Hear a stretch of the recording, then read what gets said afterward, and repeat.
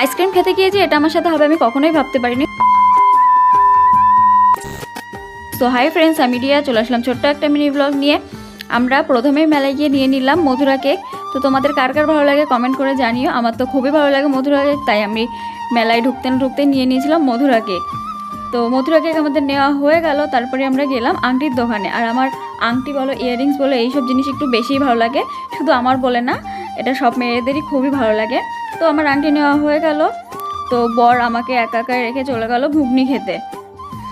ওটা ছিল মাটনের ঘুগনি, আর আমি মাটন খাই না, তাই আমি যাইনি, বরকেই আমি পাঠিয়ে দিয়েছিলাম ঘুগনি খেতে। তো বরের ঘুগনি খেতে খেতে দেখা হয়ে গেল বরের বন্ধুর সাথে। তো বর দাদাটার সাথে একটু কথা বলে নিল। তো কথা বলা হয়ে গেলে আমরা গেলাম আইসক্রিমের দোকানে, আইসক্রিম কিনে নিলাম। গাইজ কি বলবো, আইসক্রিম খেতে গিয়ে আমার চকোবারটা ভেঙে পড়ে গেছিলো।